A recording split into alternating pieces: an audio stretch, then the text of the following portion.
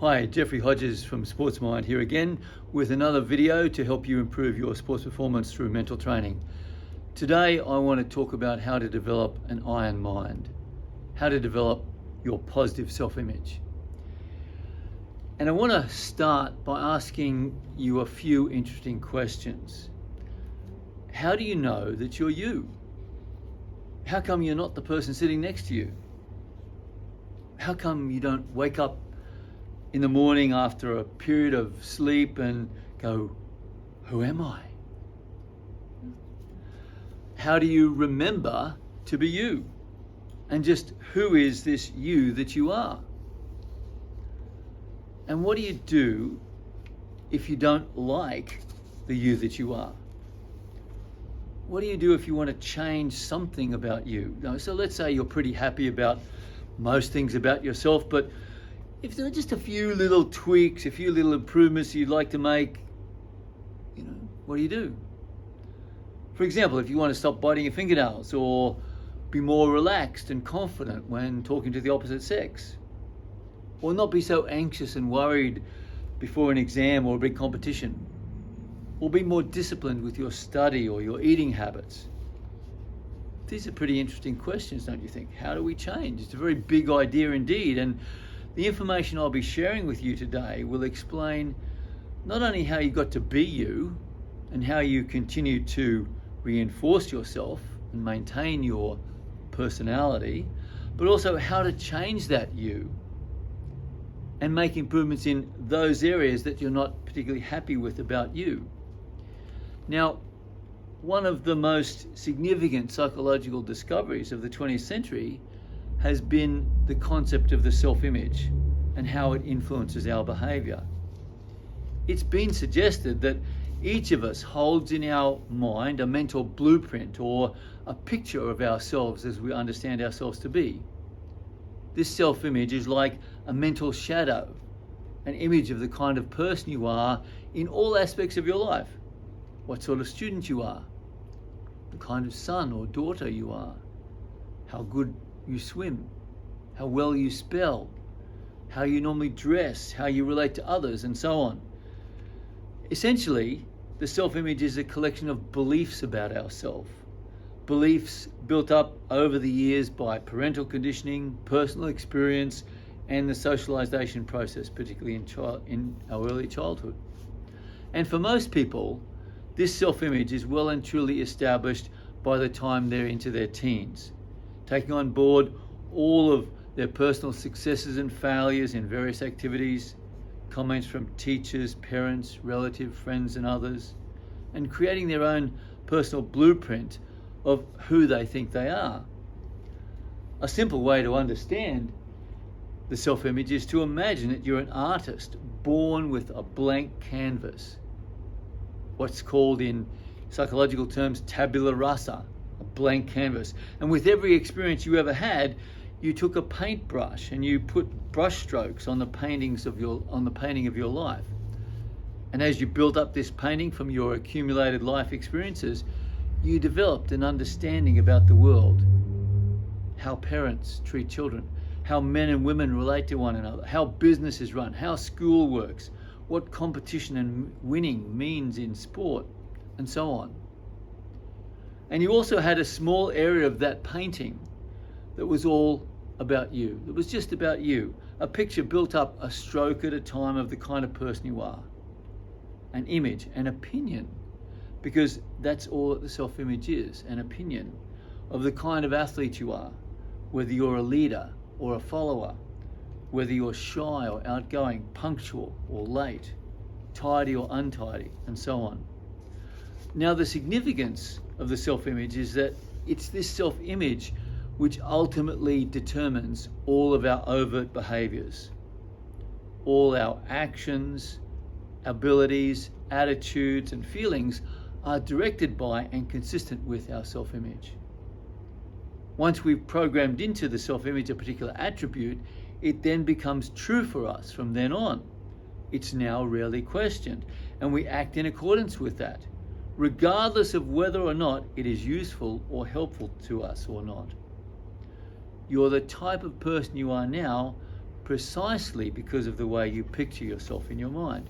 In fact, psychologists now believe that it's impossible for a person to naturally and consistently act in a way that's contrary to their self-image of themselves.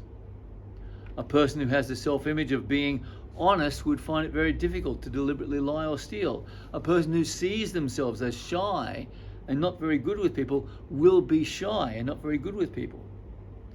Someone who perceives themselves as a slow starter will be a slow starter, and so on.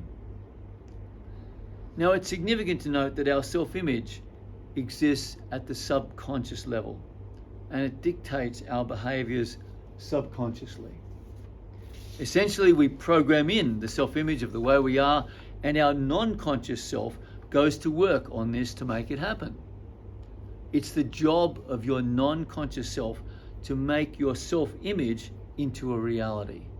And it does this in an automatic and a natural way. For instance, you don't have to remember to be you, do you? It just happens automatically. You're just you. You don't wake up in the morning and suddenly think, oh gosh, I must remember to be myself today. You don't do that, do you? It happens automatically. You're just you, aren't you?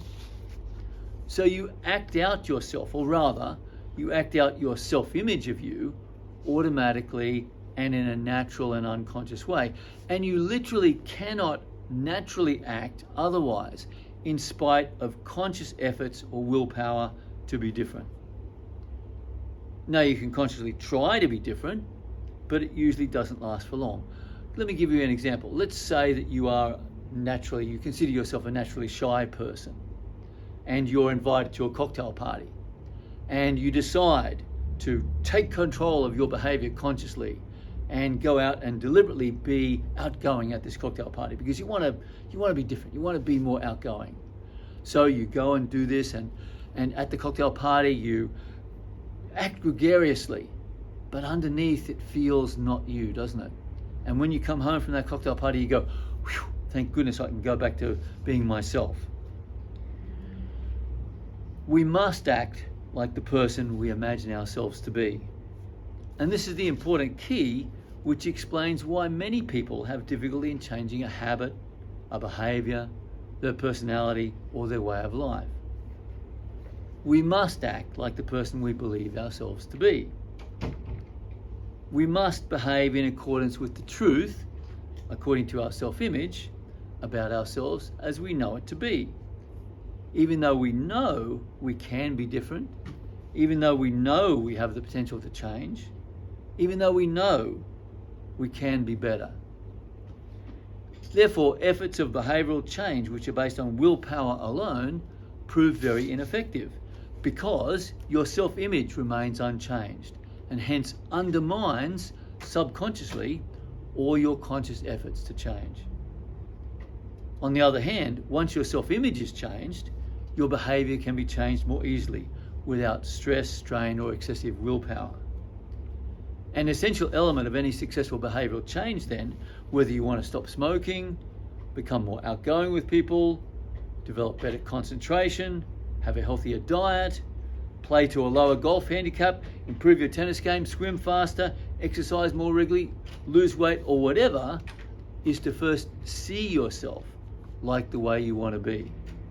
And then to practice this regularly until you change your self-image. And then the change will come of itself more naturally and more easily. To become better than you are now, you first have to reprogram your old self-image of yourself. Otherwise, that old self-image will continue to undermine all your efforts of improving. So what do you think? We've covered a lot of information. Please take a breather, pause this video for a few minutes, and consider how all this is relevant to you.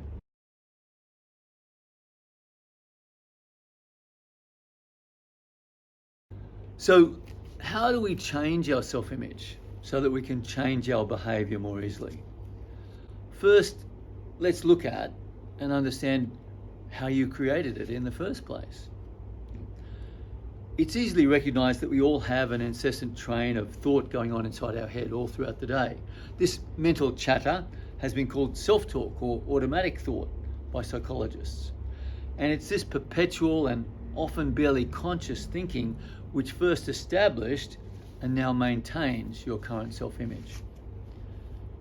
We're all constantly describing the world to ourselves, verbally labeling people and events, creating opinions and ideas about anything and everything which comes to our attention.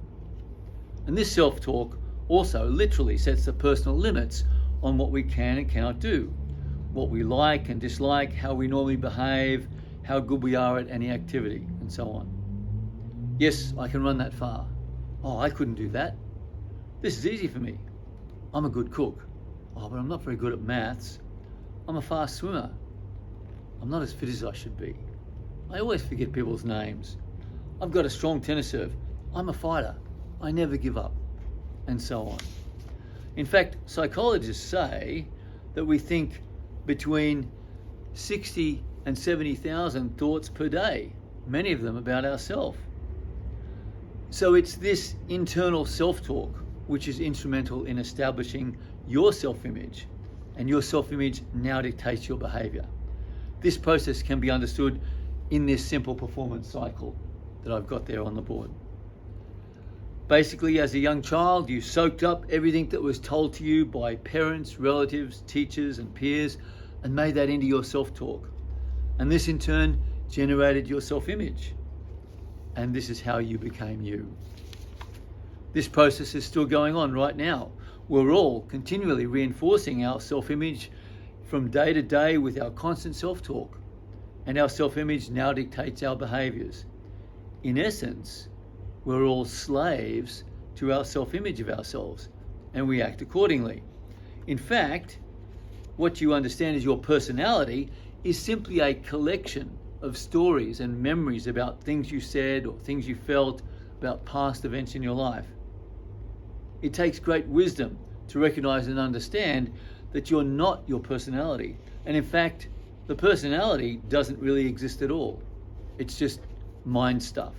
Mind stuff that most people keep identifying with and acknowledging. Yep, that's me. Yep, that happened to me. Yes, I do feel that way. And so they perpetuate their self-image and their personality with this continual mind stuff. You can see and understand now why any habits can be difficult to change. They're continually being reinforced by the person's self-talk and self-image. For example, consider someone who gets nervous before a competition or before an exam. The person has a self-image of someone who gets nervous. They go out there, go to the exam or go to the competition, and they get nervous. Then their self-talk goes, see, I told you, I always get nervous. That then reinforces the self-image.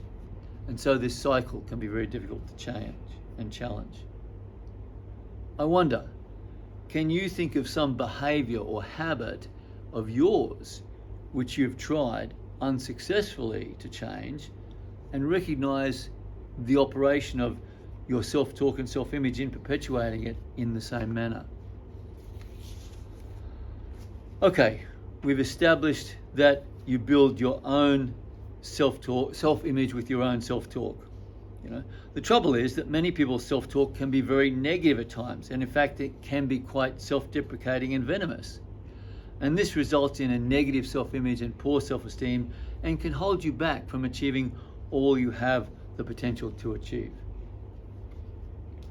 Here are some examples of the kinds of things you may have heard people say, or you may have said to yourself. I'm not smart enough. He or she is better than me. I'm stupid. I'm not very pretty. I'm not motivated. Now you may think that these things don't affect you much. So I'd like to share with you a little story of an exercise undertaken by a teacher back in the 1970s with her grade 3 class. So these are little 9 or 10-year-old young students. And she came in one day and she said to them, students, I've discovered that brown-eyed students are more intelligent than blue-eyed students. And because of this, we're going to make special collars that we're going to put around the brown-eyed students, around the blue-eyed students, because those blue-eyed students are less intelligent and they're inferior than the brown-eyed students. And the brown-eyed students can get to go to recess earlier than the blue-eyed students, and also the blue-eyed students are not allowed to use the bubblers anymore. Now, this was extraordinary. She came in the morning, and what she found through this little experiment was that all the blue-eyed students started to act very inferior, even though they hadn't done that before, even though in the previous days, the previous weeks, some of the blue-eyed students were quite outgoing. They all started to act inferior. And in fact, academically, they started to have difficulty doing tasks that they had previously had no problems with, simply because the teacher said, you as blue-eyed students are not as intelligent as the brown-eyed students. Next day, the teacher came in and she said, oh, look, students, I got it wrong. It's actually the brown-eyed students are less intelligent. The blue-eyed students are more intelligent. So they changed the collars that they wore. And significantly, all the blue-eyed students started to pick up their abilities again, and the brown-eyed students started to feel defensive and so on. And then, of course, after the third day, she explained it was all an experiment. And people were going, wow, this is amazing. You know. Now, the experiment had a huge impact on the behavior of the children. Just imagine the impact, the result that's happening to you when you give yourself negative messages 50 to 60,000 times a day in your own head. So here's a little exercise for you to do. Please pause the video, write down on a sheet of paper some examples of negative self-talk that you've heard yourself think or said to yourself, or maybe you've heard other people say to you. And on the other side, some examples of positive self-talk. There are no idle thoughts. Every thought you have affects you and consequently has the potential to affect your entire life.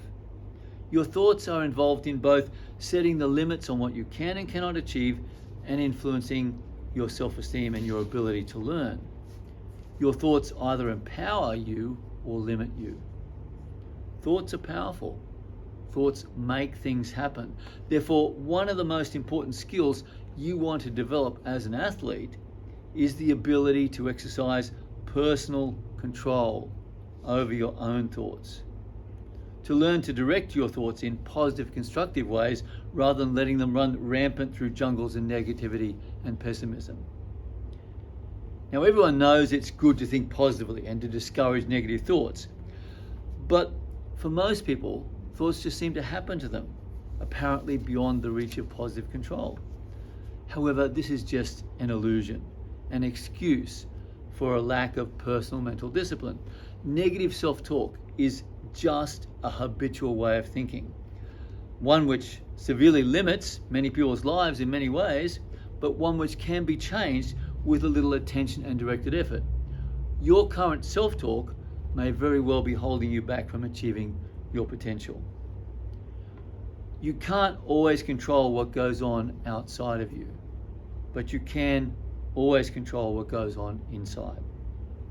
Remember, your self-image and personality are just made-up mind stuff. If you don't like your current story, you can change it. The way to do this is through the use of what are called positive affirmations, which you've probably heard about. And these are designed to replace any negative self-talk and self-images with positive, empowering words and images. Positive affirmations are just short, positive statements about what you choose to create for yourself now. Positive programming you can feed into your brain for your brain computer to act upon. The thing you want to remember is that we're all already using affirmations right now, all the time, and have been doing so ever since you first learned to talk inside your head. The trouble is, a lot of your current affirmations are likely as not either positive or empowering. So the purpose of positive affirmations is to replace any negative self-talk with more positive self-talk, and as a consequence, replace negative self-images with more positive ones, and thus change your behavior and what you're capable of doing and achieving. Invariably, when the topic of positive affirmations comes up in my seminar programs, someone will say something like, how can you say something which you don't really believe about yourself? Isn't that just deluding yourself? Recognize that this is the most effective way of improving and changing behaviors. If you want to change a behavior, you must begin by changing your self-talk and changing the way you picture yourself in your mind. It's the nature of human beings to act to fulfill the self-image they hold in their mind. So if you want to be different, you want to build a new self-image. You do this by using different self-talk. That is, by using positive affirmations. Also, it's important to realize that the time to say an affirmation is precisely when you don't believe it. If you already believed the affirmation, you wouldn't need to say it, would you? You would already be living what you believe. It would already be part of your self-image and self-talk and observed in your behavior. For instance, if you already believed you're highly motivated to train in your sport or stay calm and relaxed in pressure situations, why say affirmations about those things? There's no need. But you do want to say affirmations about the things you aren't confident about and would like to change or improve. That is, if you really do want to change them. Of course, you may find it difficult to say something you don't really believe about yourself. If you find this is the case, then say the affirmation anyway. Remember, you're never going to say an affirmation that you believe. Fortunately, your belief is not necessary for the affirmations to work effectively. Affirmations do work, whether you believe them or not, and it's through using them that you'll discover just how effective they are. And here are some sample affirmations that you might find helpful. But of course, it's best to write your own out for your particular sport.